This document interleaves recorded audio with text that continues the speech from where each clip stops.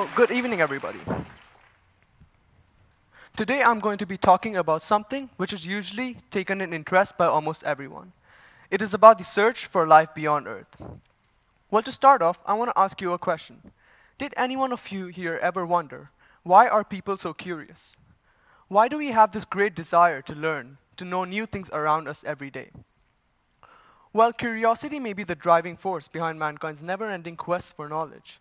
And over the history of mankind, we have been making lots and lots of discoveries, understanding the world around us better every day, whether it be inventing the alphabet or Christopher Columbus discovering America. Curiosity revolves around us. Our desire to learn has helped us push our boundaries, to look for things that we don't normally expect to see, to discover amazing things, surprising things. And this has led to us knowing so much more about our planet and our space and our place in the universe. It has also led to us thinking about life beyond Earth, and whether or not life could exist beyond Earth or not. So far, we are able to explore the laws of physics and chemistry beyond Earth, but biology is something that we are limited to. That's because there is no hard evidence of life beyond Earth till date. So it's quite hard to speculate on what life might look like on other worlds, and whether the basic understanding of how life forms on Earth is similar to that on other worlds or not. So let's make a comparison here. It is said that there are more stars than all the grains of sand in Earth's beaches, deserts, and oceans combined. Now, if you just give all those grains of sand a certain number, it's going to be huge. Well, approximately, there are around 7 quintillion grains of sand, which is 7 followed by 18 zeros. Now, that is a huge number. Imagine there being more stars than that. Well, that'll just be too many stars and too many planets for life not to exist. Life has to exist somewhere out there in space. So the question is, where should we look for life? Well, the most common thing that researchers are looking for is the presence of liquid water in a planet's surface. Water is the source of life, and everywhere we have looked on Earth, whether it be ice-covered lakes or dry deserts, if there's water, there is life. And that is what we are looking for. In fact, we are so dependent on water that we wouldn't be able to live 3 days without water. So these are a set of graphs by famous planetary scientist Dr. Sean Goldman, and I've tweaked it in a way to make it more interesting, and it will basically help us to understand what type of planets are we looking for out there. So as you go up, the size of the planets increases, and as you move towards the right, the distance from its star increases. So these are some of the planets in our solar system.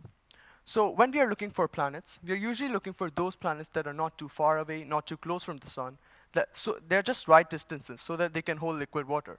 And well, if a planet is just too close to the sun, when all the liquid water would eventually evaporate, and it would just become too hot for life to exist. So that's a boundary we have there. Now, a planet cannot be too far away from the sun also, because all that liquid water would eventually turn into hard ice, which would make life hard to exist again. So that is another boundary. Now, so a planet cannot be too big, again. That's because if it is, then there'll just be too many gases out there in the atmosphere. And with so many gases, it would just become too dense for liquid water to exist. And that's another boundary. And a planet cannot be too small. That's because if it is, then it would eventually lose its atmosphere, just like our very moon. And it would be not possible for liquid water to stay again. So that is another wall. Well, these 4 walls, these 4 boundaries, create a box inside, which is our happy zone, or we can say the habitable zone. And planets inside these habitable zone are basically those planets which can support life or probably have liquid water existence. And as you can see, that Mars actually falls in this habitable zone. So let's have a look at our neighboring planet, Mars. So Mars is a rocky planet, about half the size of Earth. It has an atmosphere and falls in the habitable zone. Well, everything all good, right? But the good thing, well, the disadvantage is that its atmosphere is about 95% carbon dioxide. And temperatures range from 20 degrees Celsius on summer, to negative 195 degrees Celsius on winter. So you can see the difference, it's quite a lot. Well, average temperature on Earth is about 14 degrees Celsius, and in Bangkok it's like 27 degrees Celsius. So the difference is quite a lot. And with such low temperatures, it is possible that life may not be able to exist, and maybe Mars isn't the best place to look for life. But out of all the planets in our solar system, Mars seems to be the most possible one, most promising one, which is why there's so much research and discovery into exploring Mars. So this is a rover that was sent to Mars on 2003, and it landed on 2004, and and explored Mars for quite a long time and helped return a lot of data back to Earth about Martian surface and chemicals, NASA's Spirit rover. And this is another rover that was sent to Mars, NASA's Curiosity rover, which was sent to Mars in 2011, landed on 2012, and has been operating till now. And this was a really successful mission because it helped to discover that water did exist on Mars millions of years ago, and it could have supported microbial life. Well, recently, NASA defined water on Mars, which is a quite exciting discovery, knowing that water is the source of all life and a planet holding it just happens to be nearby. And although the quantity of water is quite less and seasonal, it's surprising that water does exist in such low temperatures. So here's an artist's conception of what Mars looked like now.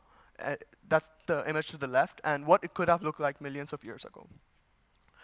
So did anyone see the news recently? NASA's Spitzer Space Telescope revealed the first known system of 7 Earth-sized planets orbiting around a single star, which is the TRAPPIST-1. And this is like a record-breaking discovery of the most number of most number of planets discovered orbiting around a single star. And all of these planets could have liquid water, but the chances are highest between planet E, F, and G. That's because they are in the most right distances from the sun. So, well, imagine that you were actually standing in one of those planets. Now, what you would actually see is a large star in front of you. Now, this star is quite small, but I'll come back to that. And if you actually looked up to the night sky, you would see other neighboring planets. And these neighboring planets would be so close to Earth that if you were so close to that planet that if we humans actually lived there, then we would already be a multiplanetary species with our current technology. And behind that poster which says planet hop from TRAPPIST-1e, that's because the planets are so close to each other. And behind that poster is an artist's conception of what it might look like from that planet. And well, the star looks quite big, but if we take into scale, then the star is actually not quite big. Well, above you see our planet, our star sun, and below that is TRAPPIST-1 to Jupiter. So TRAPPIST-1 is just a little bit bigger than Jupiter. Well, this is about planets and some of the planets we have discovered and we are looking at. But what if we want to explore those planets in much greater precision and detail? Well, at least for Mars, let me introduce you to this man. His name is Elon Musk, the owner of SpaceX, Tesla, and SolarCity, and some other small ventures like Neuralink, Hyperloop, etc. So he really aims to send humans to Mars and make humans a multiplanetary species by setting up a self-sustaining civilization on Mars. Now, how cool is that? Well, he plans to do this by the year 2025, which is quite a lot before NASA's aim, which is at the early 2030s. So you can see the difference. But looking at his previous achievements, we can see that he might actually achieve his goal, because in 7 years, he received lots of contracts from NASA to deliver cargo to the International Space Station. And that is quite interesting. So the main way he's trying to do this is by reusing his resources. What he's trying to do is actually reuse rockets that are actually sent to space. He proposed this idea of reusing rockets and recently implemented in one of his rockets called Falcon 9, which recently delivered cargo to the International Space Station and landed back successfully. Now, this has helped to reduce the cost of space travel significantly and boost our chances to reaching Mars even higher. Well, that's Elon Musk. Now, what if we want to look for life beyond our solar system, look for planets that are really far away from Earth? Well, to do that, special telescopes such as this Kepler Space Telescopes are being built. And this was a really successful mission. It has helped discover thousands of planets. And it's something which has been a really successful mission. So the basic working of this telescope is it monitors distant stars out there, and it continuously looks at those stars, waiting for a planet to pass by. And when a planet actually passes by, it is something like that. It blocks certain amount of light received by that star. And the telescope actually monitors that light, the reduction in light, and looks and basically understands how large the planet is and what's its distance from its star. So imagine that you were actually standing on one road, and one open, wide road, and your friend is 10 kilometers away, and you're trying to look at his ring, understand the texture, and etc. And that is quite tough. It looks simple in theory, but it's quite hard to understand how the reduction in light temperatures. Well, so that helps us to discover Earth-like planets. But if we want to look for planets, we want to discover Earth-like planets, right? So we need to know the gas composition, etc. And this is the James Webb Telescope, which is launching in October 2018. And it will help to discover, it will basically look at planet atmospheres and look at the gas composition and compare it to planet Earth and discover signs of life if need be. So technologies like this and those that may be developed in the future will significantly help to boost our chances of finding Earth-like planets and finding life maybe, or intelligent life. And I can say that we may discover intelligent life or life in the next couple of years, maybe in the next few hours, or maybe in next year, next 10 years, next 50 years. Well, I can say we may do that, but it's only a matter of time before we do that, and a question of when. Thank you.